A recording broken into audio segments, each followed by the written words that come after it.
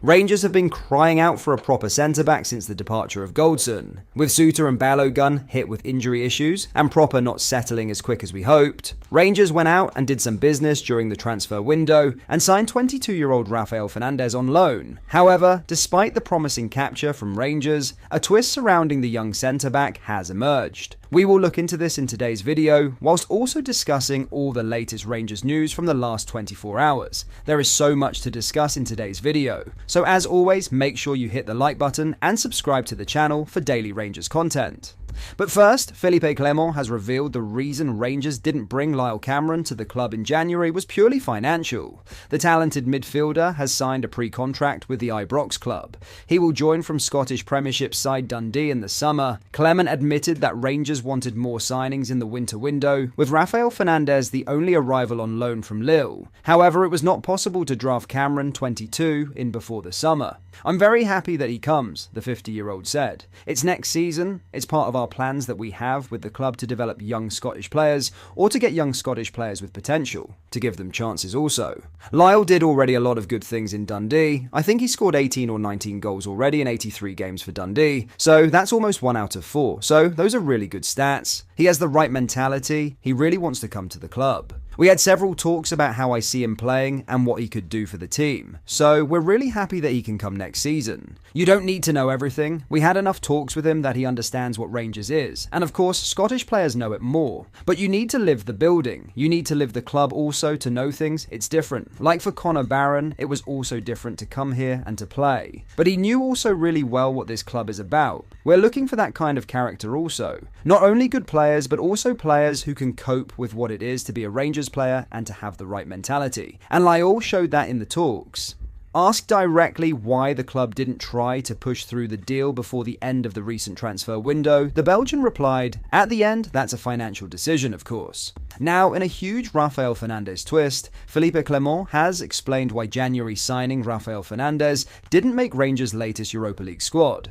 The Ibrox club confirmed their 25-man list of players for their upcoming last 16 tie with either FC Twente, Bodo Glimt, Fenerbahce or Anderlecht yesterday. To his squad from the league phase of the competition, Clement made 3 alterations, drafting in Danilo, Yanis Hadji, and Clinton Enciala at the expense of Oscar Cortez, Kieran Dowell, and Narecio Casanwirjo. Managers are allowed to make only a trio of changes, meaning new signing Fernandes, who came in on loan from Lille in January, didn't make the cut, neither did Cortez, who remains on the sidelines. Clement explained why the pair weren't included yesterday. "It is difficult to only make 3 changes to the European squad," he said. "Rafael Fernandes understood why he wasn't in the European squad, and he still has a lot of games to play in the league and the cup. He still has time to grow and develop, as he is a young player."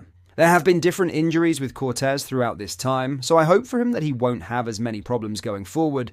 It has mostly been bad luck. He will still be a few weeks away from training. Rangers will discover their next European opponents when the last 16 draw is made on Friday, February 21st. The Ibrox club ensured they didn't have to navigate a Europa League knockout stage playoff tie by finishing in the league phase's top 8. Before the continental scene comes back into Clement's thinking though, he has a few domestic games to contend with, starting with Queen's Park in the Scottish Cup tomorrow afternoon. What do you make of this? It would have been nice to see our new signing get the chance to show his worth in European football. However, we are not going to see that, which is unfortunate, but we need to trust the manager's choices. Let me know what you think down below. Before we get into our next story, please make sure you like the video and subscribe to the channel for daily Rangers content. Thank you, let's get back into the video. In other news, Willie Collum admits Mohamed Diomande should not have seen red during Rangers' recent win over Dundee United. Nick Walsh sent off the midfielder following an altercation with Kevin Holt in the dying moments of the game at Tannadice. Diomande motioned his hand in the direction of Holt's face after being pushed, however no contact was made. Don Robertson, on VAR duty, instructed Walsh to check the pitch side monitor, but the on-field official stuck to his guns and gave Diomande his marching orders. Rangers won an appeal via the Scottish FA's fast-track disciplinary panel, and so Diomande saw his 2-game ban for violent conduct overturned. Now, Collum has spoken out about the decision on the latest VAR review show with Gordon Duncan. Collum said, "We've had lots of discussion about this incident. We've coached the match officials and we don't think it's a red card. We agree with the viewpoint that the VAR talks about when assessing the incident with excessive force and brutality is the contact negligible. These are key phrases that I have mentioned before in this show that need to be taken into account. For example, in the Motherwell versus Kilmarnock decision for violent conduct over the festive period. For us here, we prefer a yellow card. The referee goes to the monitor, he's entitled to stick to his original decision. For him, there is a slap. For us though, we would prefer a yellow card for this action. There is a clear action though, and there is also a clear action by the Dundee United player. Potentially the best outcome here is a yellow card for either player for the aggressive action of both players. The incident doesn't have excessive force and it doesn't have brutality. The contact is negligible if any, he continued. You're right to mention an appeal. I want to be clear that referee operations and my team have nothing to do with the appeals process. That's between the clubs and disciplinary. It needs to remain for incidents like this. If you don't have an appeal system, then what you're saying is VAR is perfect. We see a scenario where this is not perfection with VAR and mistakes will happen. Our job is to reduce the amount of mistakes happening so that we don't have to go to an appeals process. There are a lot less appeals happening than there was before VAR in Scottish football. Two other incidents from last month involving Rangers were also discussed on the show. Firstly, Colm confirmed that Václav's Černy's goal at Dens Park was rightly awarded, with no penalty for Clinton Ciala's coming together with Simon Murray. The former referee also confirmed that Kevin Clancy was right not to send off Leighton Clarkson during Rangers' recent home win over Aberdeen, and that a yellow card was sufficient. What do you make of this? Let me know down below.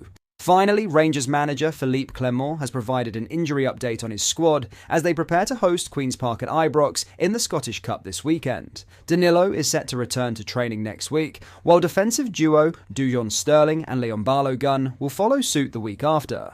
In a boost for the squad, Ridvan Yilmaz and Leon King have already rejoined their teammates in training as they continue their recovery process. Welcoming back more key players is sure to provide a significant boost to Clement's options as Rangers look to finish the season strongly. The Light Blues have progressed into the last 16 of the Europa League and are striving to end the domestic campaign on a positive note too.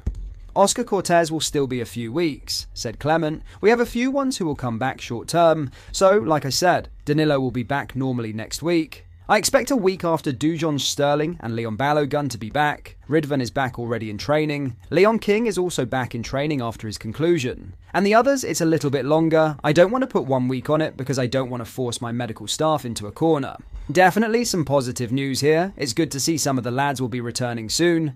But let me know your thoughts down below. But that is all for today. Thank you for watching. I hope you enjoyed. If you did, please drop a like on the video and subscribe to the channel for daily Rangers content. Thank you. I'll see you in the next video.